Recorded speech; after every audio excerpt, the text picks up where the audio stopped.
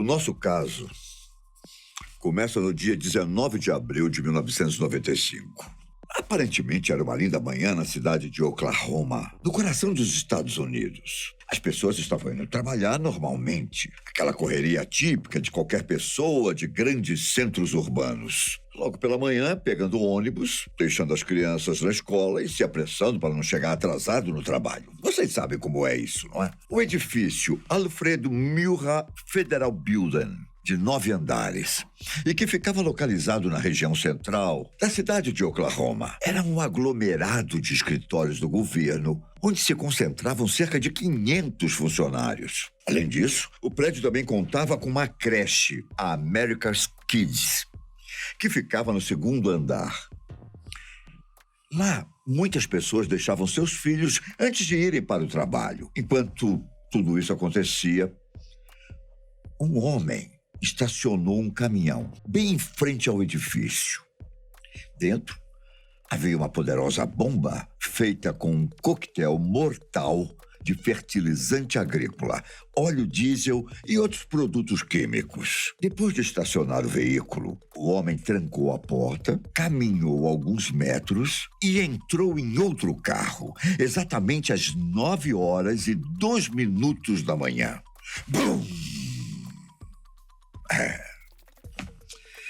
Uma terrível explosão pôde ser sentida nos 4 cantos de Oklahoma. Os milhares de quilos de fertilizantes e combustível se acenderam, causando uma enorme explosão que destruiu os 9 andares do edifício. Para você ter uma ideia, o impacto foi tão forte que destruiu completamente um dos lados do prédio. O chão se tornou uma imensa cratera, cheia de concreto destruído. Os carros que estavam no local ficaram em chamas, enquanto a cidade foi tomada por uma espessa fumaça. Rapidamente, as equipes de emergência foram para o local.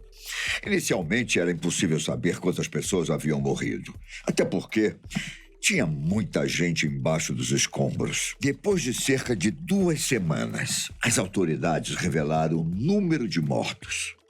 Olha só. Ao todo, foram 168 vítimas. Entre elas, haviam 19 crianças que estavam na creche do prédio no momento da explosão. Mais de 650 pessoas ficaram feridas. Cerca de 300 edifícios foram danificados em uma área de 48 quarteirões. Depois que a poeira baixou, a polícia começou as investigações. Inicialmente, as suspeitas eram de que o atentado teria sido cometido por terroristas islâmicos. E olha, essas acusações imprudentes e preconceituosas levaram a uma intensa histeria antimuçulmana em todos os Estados Unidos. É só que as investigações mostraram que essas acusações estavam erradas. Junto com os escombros do prédio, além dos corpos, foram encontradas pistas de quem poderia ter cometido o atentado. E o FBI estava determinado a achar os culpados. Logo no dia 20 de abril, a polícia localizou o eixo de um caminhão da empresa Ryder, famosa nos Estados Unidos, principalmente pela frota de caminhões comerciais de aluguel. Após achar a unidade em que o veículo tinha sido alugado, a polícia fez um retrato falado do suposto terrorista. O desenho foi espalhado por toda a cidade até que, finalmente, as autoridades chegaram ao nome de um homem chamado Timothy McVeigh. Por mais surpreendente que seja, ao pesquisar sobre as informações de McVeigh, a polícia acabou tendo a grata surpresa de que ele já estava preso. O criminoso foi detido cerca de 1h30 após o atentado, a 130 quilômetros da cidade de Oklahoma. Segundo as forças de segurança, ele dirigia um carro sem placa e, ao ser abordado, havia uma arma com o suspeito. Ao investigar, a polícia encontrou evidências de que ele realmente tinha cometido o crime. Primeiro havia vestígios de produtos químicos nas roupas do suspeito. Depois, um homem chamado Terry Nichols, comparsa de McVeigh, se entregou às autoridades do Kansas. No dia 8 de agosto surgiu mais um suspeito de estar envolvido na tragédia. Michael Fortier, que sabia de todo o plano, concordou em testemunhar contra McVeigh e Nichols em troca de uma pena reduzida. Com isso, a polícia tinha 2 fortes suspeitos que estavam presos.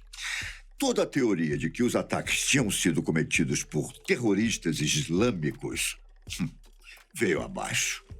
Na verdade, por mais irônico que possa parecer, o crime foi arquitetado por 2 veteranos de guerra norte-americanos.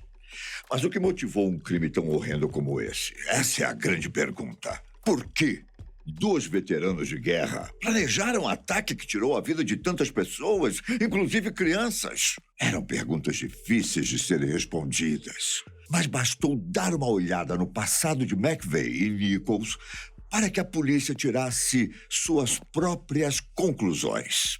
McVeigh entrou para o exército em 1988, onde foi reconhecido por sua bravura e disciplina. Enquanto estava no exército, ele conheceu Nichols, que compartilhava dos mesmos interesses.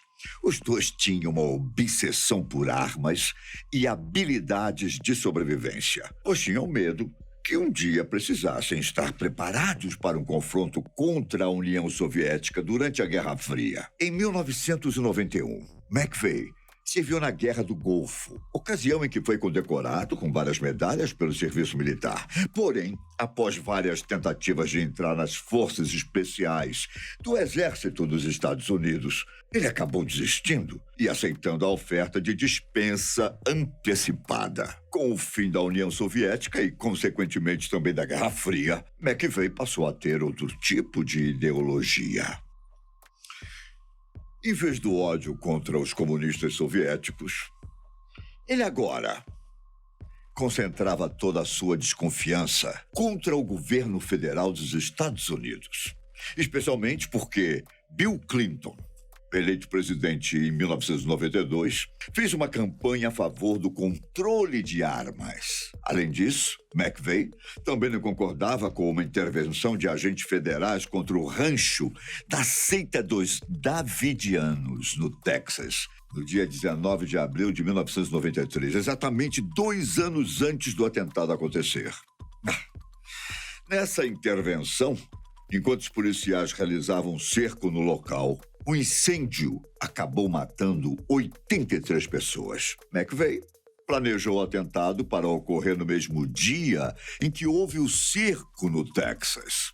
A polícia concluiu, a partir de várias evidências, que McVeigh foi quem estacionou o caminhão no centro da cidade de Oklahoma, com aquela bomba que minutos depois explodiu e tirou a vida de dezenas de inocentes. No dia 2 de junho de 1997, ele foi condenado por todas as 11 acusações que recebeu. Em agosto, recebeu a pena de morte. Um ano depois, Michael Fortier, que sabia do plano e se negou a avisar as autoridades, foi condenado a 12 anos de prisão. Ele deixou a cadeia no ano de 2007, quando entrou para o programa de proteção a testemunhas. Em dezembro de 97, Nichols foi considerado culpado por conspiração e mais 8 acusações de homicídio involuntário, sendo condenado à prisão perpétua. Em 2004, essa pena foi aumentada, claro. Ele foi julgado por acusações estaduais em Oklahoma e condenado por 161 acusações de assassinato em primeiro grau, recebendo 161 penas consecutivas de prisão perpétua. Em dezembro de 2000, McVeigh fez um pedido curioso para a Justiça Federal dos Estados Unidos. Ele pediu para que todos os recursos de suas condenações fossem suspensos e que, se possível, sua execução fosse feita o mais rápido possível.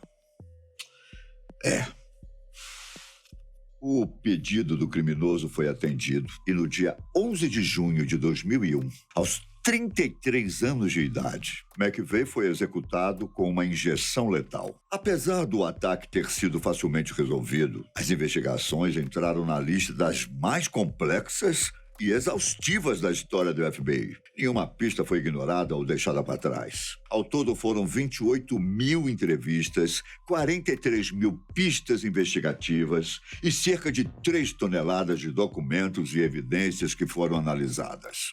Por fim, o governo que McVeigh tanto demonizou e tentou derrubar, o prendeu e o condenou à morte. No local do edifício atingido foi construído um memorial e um museu, com um local com cadeiras vazias para cada vítima do atentado. Além disso, existem 2 portões marcados com os horários 9:01 e 9:03, para marcar os momentos antes e depois do ataque.